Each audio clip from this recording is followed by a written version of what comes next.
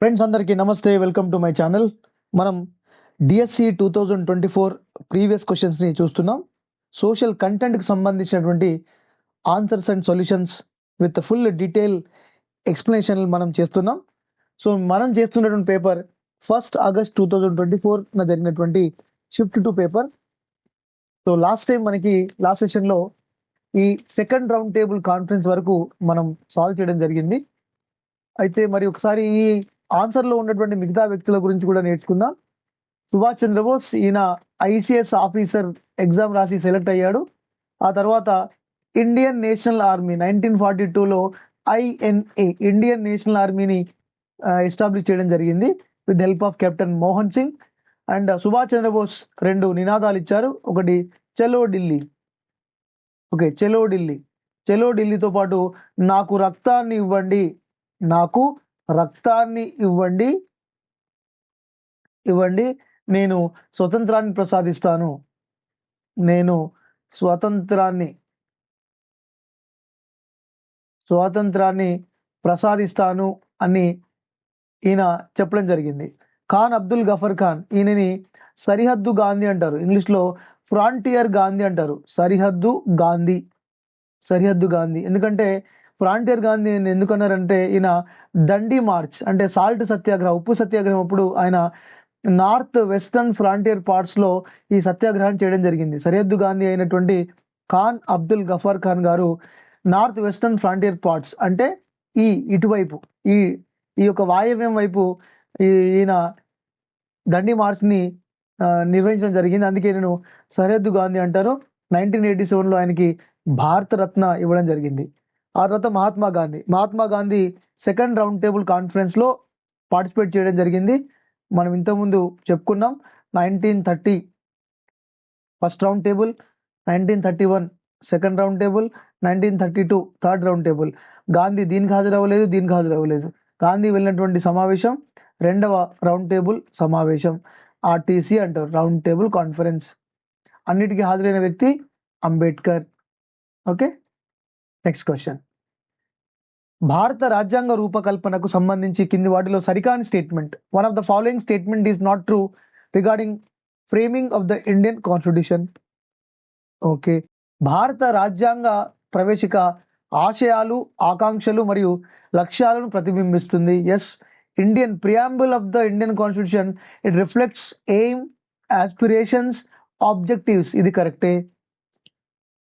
భారత రాజ్యాంగం 1950 జనవరి 26న ఆమోదించబడింది. ఆమోదించబడింది 26th నవంబర్ 1949. ఓకే, ఇక్కడ అమలులోకి వచ్చిన తేదీ, కేమ్ ఇన్ టు ఫోర్స్, అమలులో వచ్చిన తేదీ. సో ఇదే ఇన్కరెక్ట్, సరికాని అడిగారు కాబట్టి ఇదే ఇన్కరెక్ట్. PT కృష్ణమాచార్యులు, గోపాలస్వామి అయ్యంగార్ ముసాయిదా కమిటీ సభ్యులు. Yes, drafting committee chairman was mister doctor BR Ambedkar. Okay, next. భారత రాజ్యాంగాన్ని రూపొందించే ముసాయిదా కమిటీకి డాక్టర్ BR అంబేద్కర్ నాయకత్వం వహించారు. Yes, preamble was headed by doctor BR Ambedkar. ఇవన్నీ కరెక్టే. నెక్స్ట్, భారత రాజ్యాంగంలోని 73వ మరియు 74వ సవరణలు దీనికి సంబంధించినటువంటివి. 73rd, 74th amendment of the Indian constitution were pertaining to దేని గురించి? 73rd ఈజ్ అబౌట్ ద పంచాయత్ల గురించి చెప్పేది 73rd. తర్వాత మున్సిపాలిటీ గురించి చెప్పేటటువంటిది 74. These both amendments were made during the time of PV Narasimha Rao 1992. PV Narasimha Rao చాలా important. PV Narasimha Rao first prime minister from south. Okay, so party ఫిరాయింపులు anti defection act or anti defection law మనకి 52 amendment. ఇది 52 amendment 1985లో చేశారు. అంటే ఒక party నుంచి గెలిచి ఇంకో పార్టీలోకి వెళ్ళగలిగే వారిని నిరోధించేటటువంటిది. ఓకే, భూ సంస్కరణ, రిజర్వేషన్స్, పంచాయతీరాజ్. 4వది తెలంగాణ రాష్ట్ర ఏర్పాటు, జమ్మూ కాశ్మీర్ రాష్ట్రాన్ని 2 కేంద్రపాలిత ప్రాంతాలుగా విభజించడం. నో, కాదు. ఇవి తెలంగాణ రాష్ట్ర ఏర్పాటు ఆర్టికల్ నెంబర్ 4తో సంబంధించింది. జమ్మూ కాశ్మీర్ ఏర్పాటు 2 కేంద్రపాలిత ప్రాంతాలుగా మనకి 2019 ఆగస్టులో చేశారు. దానికి దీనికి సంబంధం లేదు. నెక్స్ట్ కింది అంశాల్లో ఒకదానిపై పార్లమెంట్ ఉభయ సభల్లో 2/3 వంతు మెజారిటీతో యూనియన్ పార్లమెంట్ భారత రాజ్యాంగాన్ని సవరించవచ్చు. So one of the following subjects of the union parliament can amend the constitution with a 2/3 of the majority in both houses of the parliament. So దీంట్లో మరి పార్లమెంట్ ఉభయ సభల్లో 2/3 వంతు మెజారిటీ మనకు తెలుసు. మనకి సింపుల్ మెజారిటీ ఉంటుంది, సింపుల్ మెజారిటీ, తర్వాత సింపుల్ మెజారిటీతో పాటు స్పెషల్ మెజారిటీ, దాంతోపాటు మనకి special majority with the state consent, special majority plus state consent, state assembly constant. మరి పార్లమెంట్లో 2/3 వంతు ఇవి దేని ద్వారా సవరించవచ్చు అంటే ఫండమెంటల్ రైట్స్ కానీ డిపిఎస్పీస్ కానీ ఇవన్నీ కూడా 2/3 వంతు మెజార్టీతో చేయొచ్చు. కొత్త రాష్ట్రాల ఏర్పాటు సాధారణ bill, changing of state boundaries సాధారణ బిల్లు, సిటిజన్షిప్ సాధారణ బిల్లు. ఓకే, సో కింది అంశాలు ఒకదానిపై పార్లమెంట్ ఉభయ సభల్లో 2/3 వంతు మెజార్టీతో భారత రాజ్యాంగాన్ని సవరించవచ్చును. దీనికి 2/3 వంతు అవసరం లేదు, 50% + 1, దీనికి కూడా 50% + 1. ఓకే, దీనికి కూడా 50% + 1 ఉంటే సరిపోతుంది. బట్ దీనికి మాత్రం 2/3 మెజార్టీ కావాలి. దీనికి 2/3 majority in Lok Sabha and 2/3 majority in Rajya Sabha కావాలి. సో కొన్ని ఉంటాయి, అబ్సల్యూట్ మెజారిటీ, సింపుల్ మెజారిటీ అని ఉంటాయి, ఒకసారి చూసుకోండి. నెక్స్ట్, రాజ్యాంగ హక్కులను రక్షించడానికి మరియు అమలు అయ్యేలా చూడడానికి ప్రభుత్వం న్యాయస్థానం ఆదేశాలు జారీ చేసే అధికారాన్ని ఈ విధంగా అంటారు. So it is an authority given to the court to issue directions to the government to protect and enforce any constitutional right. So మనకి రిట్స్ అనేటటువంటి ఉంటాయి. So as per the article number 32 supreme court issue the writs. As per the article 226 high court issue the writs. So రిట్లు జారీ చేసే అవకాశం ఎక్కువగా ఉన్నది హైకోర్టే. High court can issue more writs. Okay, commonly writs are these are part of fundamental rights. సి మనకి 5 writs ఉన్నాయి, writs are 5. First one is habeas corpus. Habeas corpus means it detained illegal, it prohibit illegal arrest. అంటే arrest కాబట్టి and prohibit illegal arrest. Arrest కాబట్టిన వ్యక్తి 24 గంటల్లో judge ముందు, magistrate ముందు ఉంచాలి అని చెప్తుంది. రెండోది మాండమస్. ఇట్ ఈస్, దానికి డూ యువర్ డ్యూటీ అనొచ్చు. Do your duty. ఎవరైనా అధికారి తన యొక్క డ్యూటీని సక్రమంగా నిర్వహించకపోతే కోర్టు మాండమస్ని జారీ చేస్తుంది. నీ డ్యూటీ నువ్వు చక్కగా చేయని చెప్తుంది, మాండమస్ కమాండ్ చేస్తుంది అనమాట. Next quo warranto. Meaning of quo warranto is by what authority. ప్రమోషన్లలో ఎవరైనా వ్యక్తి ఉన్నత పోస్టులోకి వెళ్ళి అనుకోండి, అసలు నువ్వు ఏ అథారిటీతో ఇక్కడికి వచ్చావు అని కోర్టు ప్రశ్నిస్తుంది. నెక్స్ట్ ప్రొహిబిషన్ అంటే స్టాప్. ఇది హైకోర్టు లేదా సుప్రీంకోర్టు కింది కోర్టులు మీరు విచారించవలసిన అవసరం లేదు, మీరు కేసుని ఆపేయండి, కేసు ట్రయల్ని ఆపేసి పైకి పంపియండి అని చెప్తుంది అనమాట. తర్వాత ఇంకోటి సెర్షియోరరీ అంటే కూడా కోర్ట్ సర్టిఫికేషన్ అడుగుతుంది లోవర్ కోర్ట్ని. హైయర్ కోర్టు లోవర్ కోర్టు కొన్ని కేసుకు సంబంధించినటువంటి అంశాలని సర్టిఫికేట్ అడుగుతుంది, అంటే వాటిని పై కోర్టుకి పంపించమని చెప్తుంది అనమాట. సుమోటో అంటే ఆన్ ఇట్స్ ఓన్ మోషన్. మానవ హక్కుల ఉల్లంఘన జరిగినప్పుడు, ఏదైనా ఇన్సిడెంట్ జరిగినప్పుడు కోర్ట్స్ కానీ, నేషనల్ హ్యూమన్ రైట్ కమిషన్ కానీ, స్టేట్ హ్యూమన్ రైట్ కమిషన్ కానీ కేసులను సుమోటోగా తనంత తానుగా, ఎవరు కంప్లైంట్ ఇవ్వకముందే తనంత తానుగా స్వీకరిస్తాయి.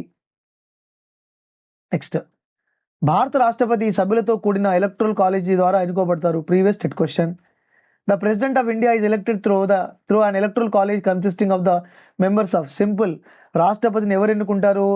Okay, elected members of assemblies, elected members of assemblies, Lok Sabha, Rajya Sabha. అంటే లోక్సభ, రాజ్యసభ మరియు అసెంబ్లీలకు ఎన్నిక కాబడినటువంటి వాళ్ళు. సో అంటే ఎన్నిక కాకుండా నామినేట్ అయిన వాళ్ళు ఉన్నారు కదా, నో నామినేటెడ్ వాళ్ళకి ఓటు వేయాల్సిన అవసరం లేదు, ఓటు హక్కు లేదు.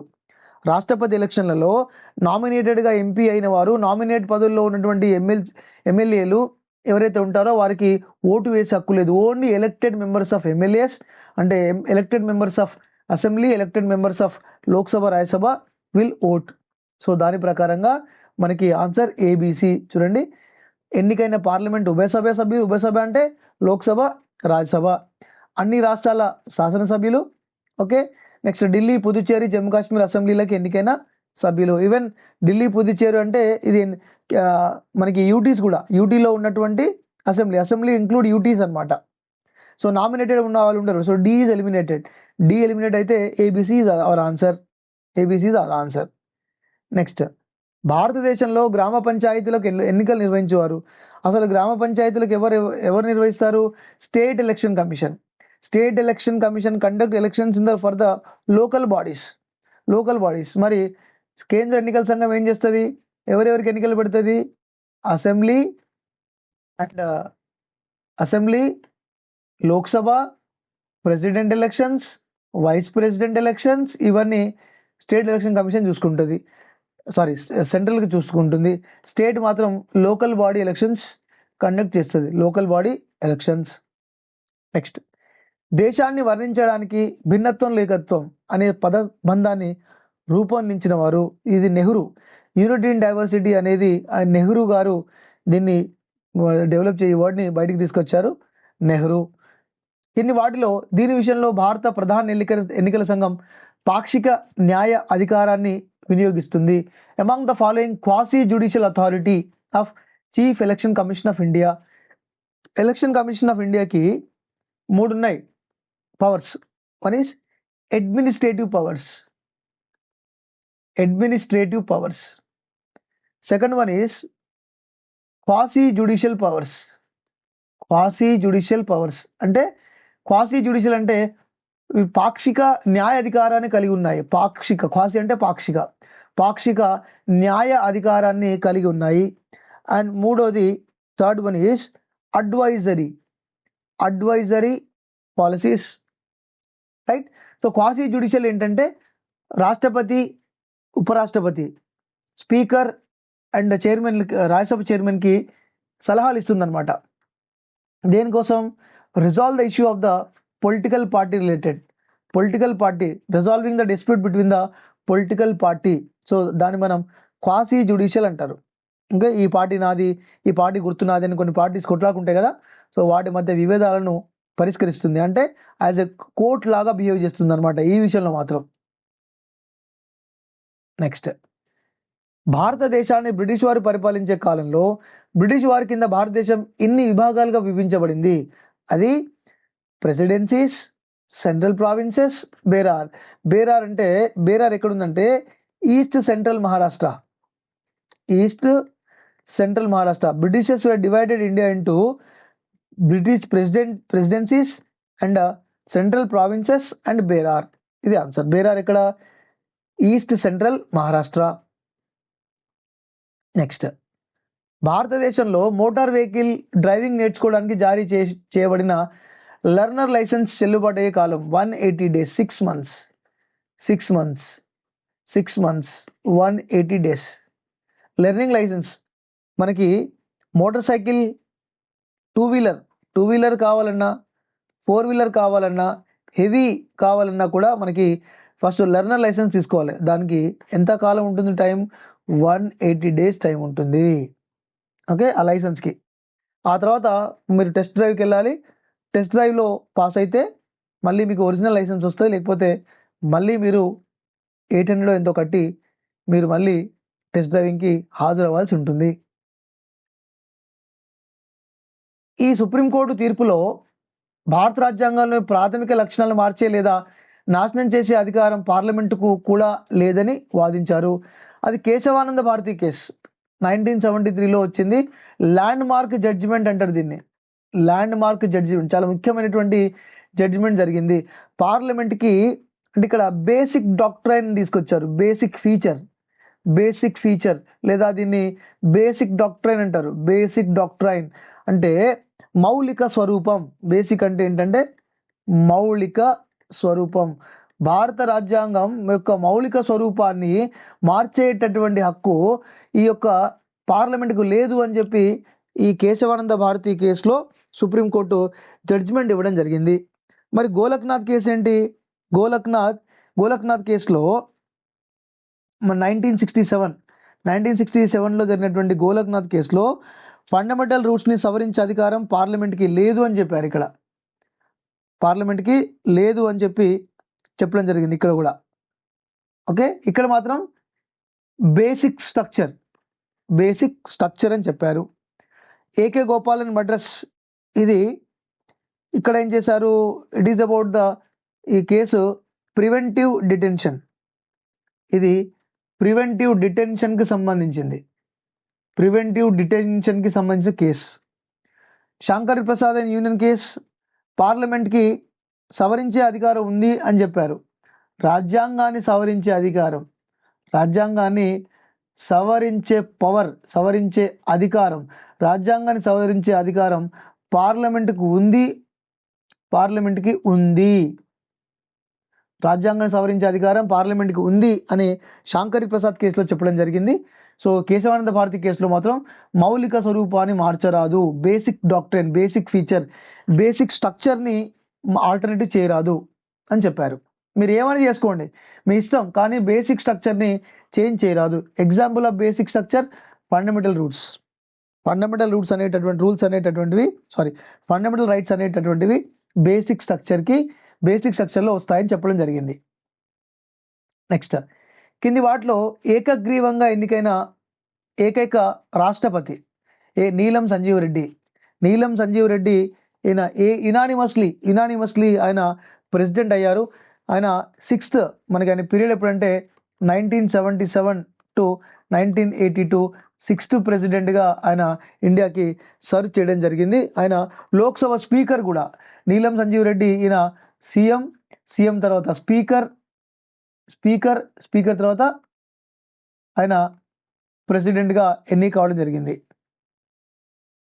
నెక్స్ట్, భారతదేశంలో ఉపగ్రహ సాంకేతిక విజ్ఞానంతో దేశంలో టెలిఫోనిక్ నెట్వర్క్ వేగంగా విస్తరించడానికి దోహదపడిన టెలికాం విప్లవం వీరి కాలంలో ప్రారంభించబడింది. Rajiv Gandhi period was known for telecom revolution ఇండియాలో ఇనిషియేషన్ తీసుకొచ్చింది ఎవరంటే రాజీవ్ గాంధీ. చాలా చాలా ఇంపార్టెంట్ క్వశ్చన్ అది. నెక్స్ట్, కరువు పీడిత ప్రాంతాల్లో సమీకృత వాటర్ షెడ్ మేనేజ్మెంట్ ప్రోగ్రామ్ కింద కరువు ప్రభావాన్ని తగ్గించడానికి తీసుకున్న ప్రధాన కార్యకలాపాలు. So the main activities taken under integrated watershed management programme in drought prone areas to reduce the impact of drought are. So ఇవన్నీ వారి పొలాల్లో వర్షపు నీటిని నిల్వ చేయడం, అడవుల పెంపకం, తక్కువ నీరు మరియు ప్రత్యామ్నాయ జీవనోపాధి అవసరమైన పంటలను చెట్లను ప్రోత్సహించడం, నీటి సంరక్షణ వ్యూహాలపై అవగాహన కల్పించడం, ఇవన్నీ కూడా వాటి కిందకే వస్తాయి. So ABCD. నెక్స్ట్, కింది వాటిలో ప్రత్యేక తెలంగాణ అంశాన్ని పరిశీలించేందుకు నియమించబడిన శ్రీకృష్ణ కమిటీలో సభ్యుడు కానివారు ఎవరు అంటున్నారు. సో శ్రీకృష్ణ కమిటీ చూద్దాం ఒకసారి. శ్రీకృష్ణ కమిటీ ఎప్పుడు ఫామ్ అయింది? 3rd February 2010. ఎప్పుడు రిపోర్ట్ ఇచ్చారు? They gave report in the December 30 December 2010. దీంట్లో మెంబర్స్ ఎవరు? 1 శ్రీకృష్ణ అయిపోయింది, Tuggal 2, Abu Sharif 3 and professor Ranbir Singh 4. So these are the members.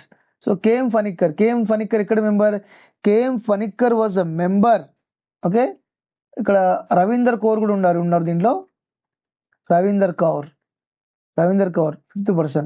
So K M Panikkar was a member of the Fazal Ali committee. Fazal Ali committee. Fazal Ali కమిటీలో మెంబర్ కేఎం ఫణిక్కర్.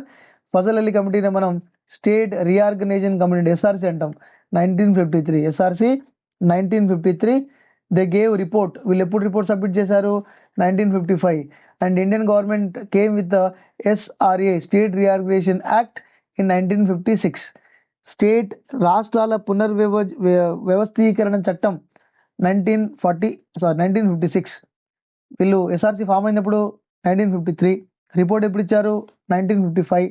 సో దీనిలో Fazal Ali, KM Panikkar, ఇంకో ఆయన HN Kunzru 3 members. Fazal Ali, KM Panikkar, HN Kunzru. These are the members of the Fazal Ali, KM Panikkar, Fazal and HN Kunzru. వీళ్ళందరూ కూడా ఈ state reorganisation committee లేదా యాక్ట్లో members. 1953లో అలీనోద్యమం అనే పదాన్ని రూపొందించిన వారు వికే మీనన్. ఇది మన ఎక్కడ పుస్తకాల్లో లేదు, అవుట్ ఆఫ్ ద బాక్స్. కొన్ని యార్కర్లు, కొన్ని ఫుల్ టాస్లు, కొన్ని బీమర్లు పడతా ఉంటాయి, బౌన్సర్స్. సో మనకి V K Menon he introduced the word non alignment. Next, కౌలుదారుల పేర్లను నమోదు చేయడానికి పశ్చిమ బెంగాల్ ప్రభుత్వం ఈ కార్యక్రమం నిర్వహించింది. 10th class question, that is to record the name of the sharecroppers. The West Bengal government launched this program, that is Operation Barga. Barga అంటే బార్గాదార్స్ అంటే వీరు రెంట్కు తీసుకొని, ల్యాండ్ని రెంట్కు తీసుకొని, అంటే దీన్ని కౌలుదారులు అనమాట, కౌలు రైతులు. సో ఈ యొక్క కౌలుదారులు, బార్గాదార్స్ అంటే కౌలుదారులు. ఈ కౌలుదారులను బలవంతంగా వెళ్ళగొట్టేటటువంటి పనులు చేసేవారు ఎవరు? జమీందారులు. So now you cannot evict this bargadars forcefully. So ఈ ప్రోగ్రామ్ ఆపరేషన్ బార్గా ఈ కౌలుదారులను రక్షించిందని చెప్పవచ్చు. కౌలుదారులను రక్షించింది, ఎందుకంటే బలవంతంగా ఈ కౌలుదారులను వాళ్ళు దున్నుకున్నటువంటి భూమిలో నుంచి బయటికి ఎవరు పంపలేరు. ఓకే, నెక్స్ట్, ఐక్యరాజ్య సమితి యొక్క పరిపాలనను చేపట్టే అంగం. The administrative organ of the United Nation Organization is secretariat. Secretariat is the general administration, secretariat. Next, మానవ హక్కుల సార్వత్రిక ప్రకటనలోని ఈ ప్రకటన ప్రకారం ఎవరిని అకారంగా అరెస్టు చేయకూడదు, నిర్బంధించకూడదు, బహిష్కరించకూడదు. Under this article of the universal declaration of human rights, no one shall be subjected to arbitrary arrest, detention or exile. So చూద్దాం, article number 3, it is about the right to life. ఇది right to life గురించి తెలియజేస్తుంది. Right to life, liberty. Article number 5, it is no one shall subjected to torture. ఎవరిని కూడా torture చేయొద్దు. No one shall subjected to torture or cruel or inhuman condition. Right. Article number 9, ఎవరిని అకారణంగా arrest చేయకూడదని చెప్పేటటువంటి article ఏది అంటే article number 9. మరి article number 13 is freedom in a country to move, reside or leave. ఇది freedom గురించి చెప్తుంది. ఎక్కడైనా నివాసం ఉండొచ్చు. Freedom in a country to move,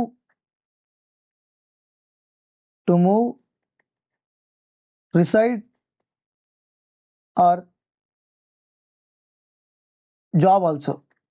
so మనకి మొత్తం 30 ఆర్టికల్స్ ఉన్నాయి. There are 30 articles in the national universal human rights.